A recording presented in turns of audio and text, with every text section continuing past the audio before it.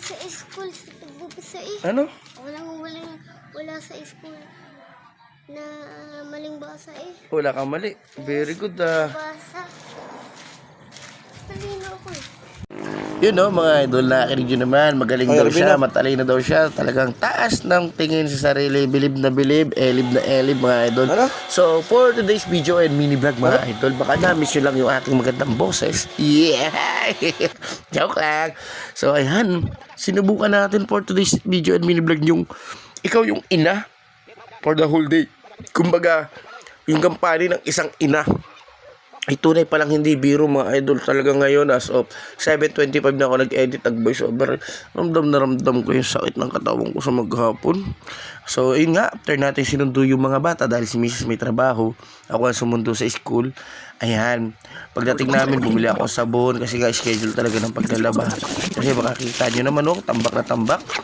Pero bago ko umpisahan yan, so syempre make sure muna natin, mga idol, na mapakain yung mga bata at yung ating mga anakis.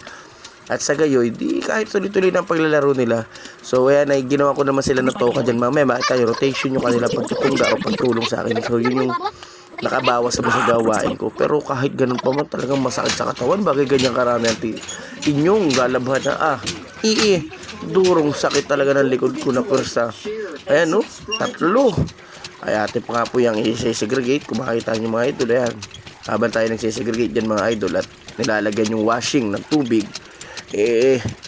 ating pinaglalaro muna yung mga bata ng cellphone. Yan. Tapos habang ganyan nga tayo nagsisegregate, so iniisip ko na agad yung habang gagawin ko kung habang nakasalang. So ang ginawa ko kanina, idol, sinabay ko yung habang may nakasalang ay ayan, naglilinis muna ako. So nilinis ko muna yung kwarto namin kasi ang dumi, ang lagaslas. Kasi mga bata dire-diretso pasok, walang pagpagpagpag, puro buhangin ang paa, ayun. Kaya atin muna lilinisin yung kwarto. So after natin linisin yung kwarto, naghugas tayo ng pinggan, yung kinainan namin, tsaka kawali, yung pinaglutuan. So mga idol, talagang hindi pala biro ang buhay ng mga housekeeping o yung housewife na tinatawag. Hindi pala biro, idol. Mga idol, talagang napakalaki ng ating dapat na pagmamahal ibigay sa kanila. Suporta. Talagang grabe ang dinadanas pala ng ating mga ina o ng ating mga asawa sa bahay pag wala tayo, kahit tayo nagtatrabaho.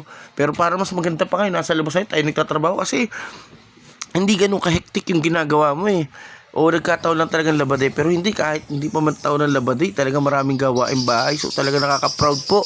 Saludo po ako sa inyong mga babae dyan. Shoutout po sa inyong mga babae na talagang patuloy na naglilingkod sa kanilang mga anak at asawa. Ay salamat po. At nawa po yung lahat po ng babae maging katulad ninyo. At nakita nyo naman po, mga idol, ayan no, halos natapos natin lahat. Naisampay natin, may tira pa. So idol, salamat sa inyong oras. Thank you sa pagsama sa akin ngayong maghapon.